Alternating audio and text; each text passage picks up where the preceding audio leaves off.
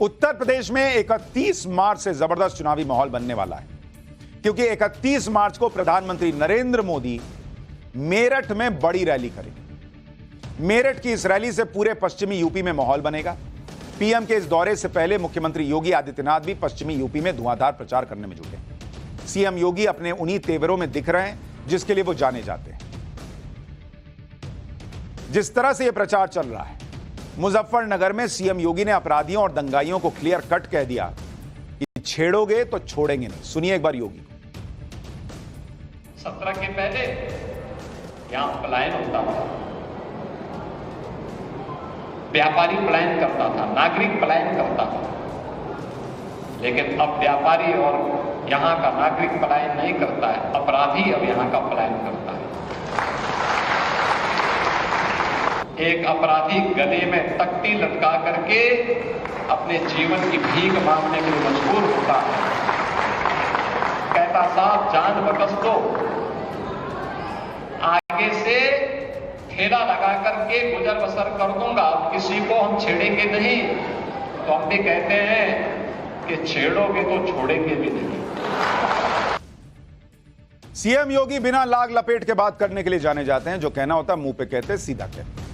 CM योगी का एक बयान और वायरल है, जिसमें उन्होंने कहा कि वो भजन करने नहीं आए। भजन करना होगा तो मठ में करेंगे, वो शासन करने आए तो दमदार तरीके से शासन करेंगे। ताल ठोक कर सीएम योगी क्या कह रहे हैं, जरा ये हिस्सा भी सुनिए उनके बयान। हम यहाँ भजन गाने के लिए नहीं आए हैं, भजन गाने के लिए हमारा मठ है। हमें जब गाना होगा मठ में जाएंगे। शासन में आए हैं तो शासन दमदार तरीके से चलेगा और उस दमदार तरीके से चलाना सिखाएंगे। जिसको काम करना होगा हमारे साथ काम करेगा, जिसको काम नहीं करना होगा वो छुट्टी लिख के दे, मैं अभी सैंक्शन करता हूं, जीवन भर के लिए छुट्टी कर दूंगा। लेकिन मेरी डिक्शनरी में ना शब्द नहीं होगा, हमें निकालना है तो निकालना है।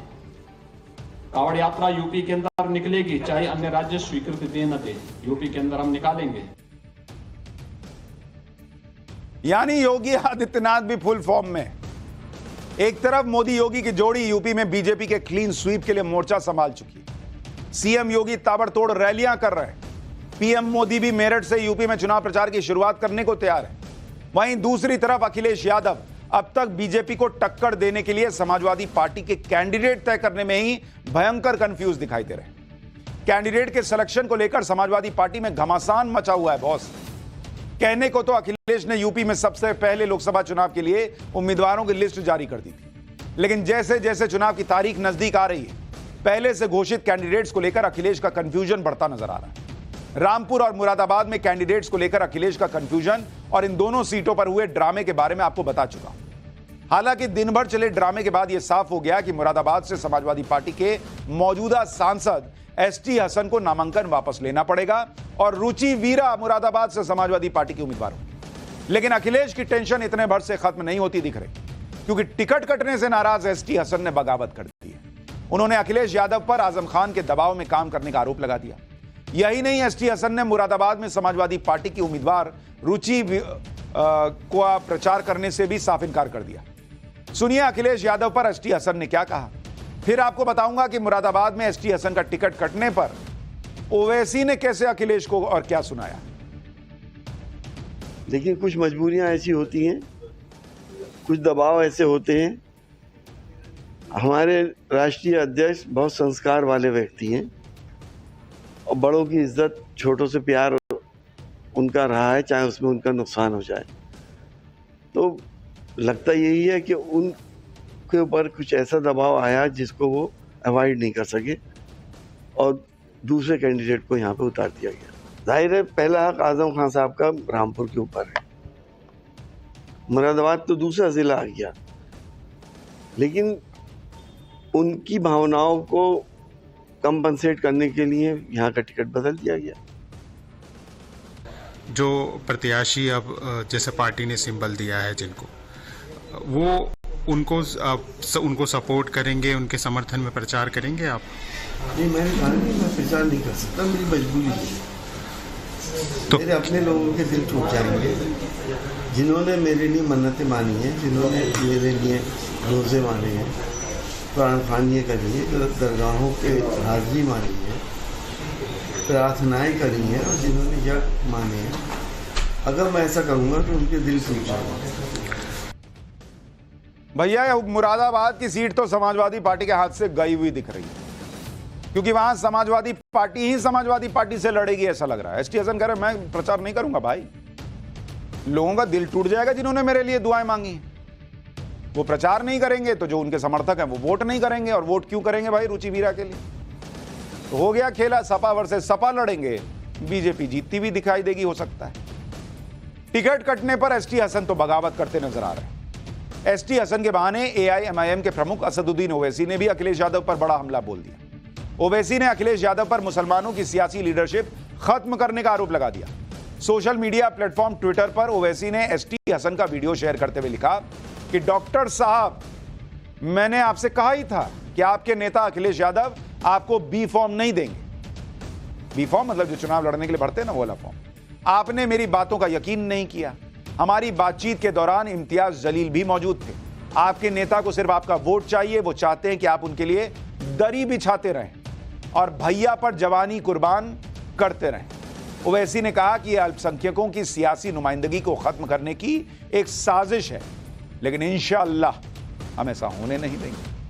ओवैसी के ट्वीट पर एसटी हसन ने भी जवाब देने में देर नहीं लगाई। एसटी हसन ने टिकट को लेकर ओवैसी के साथ संसद में अपनी जो चर्चा हुई थी उसकी बात मानी।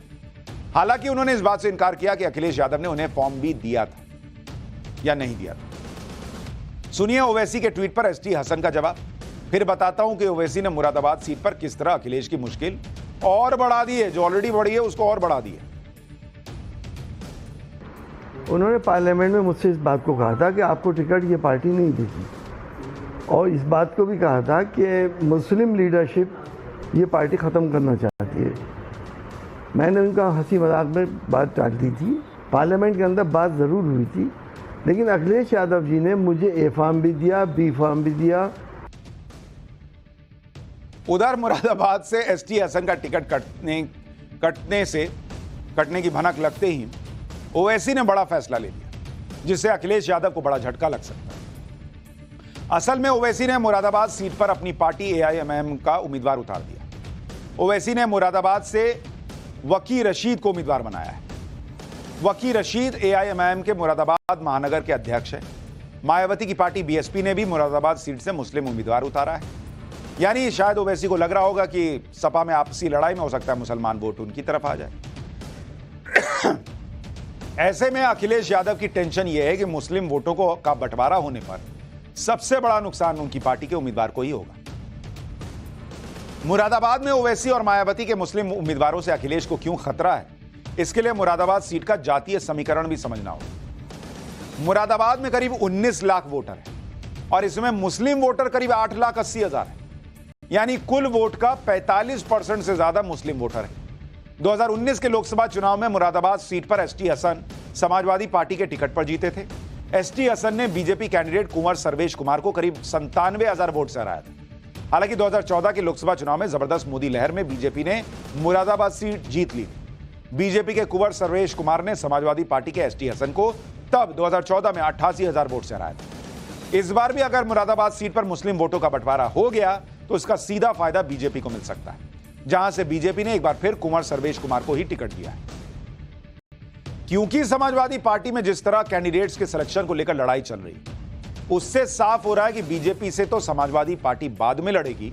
फिलहाल समाजवादी पार्टी के अंदर ही कैंडिडेट्स को लेकर समर्थक आमने सामने लड़ते दिख रहे हैं। मुरादाबाद से आई इस तस्वीर को ही देख लीजिए।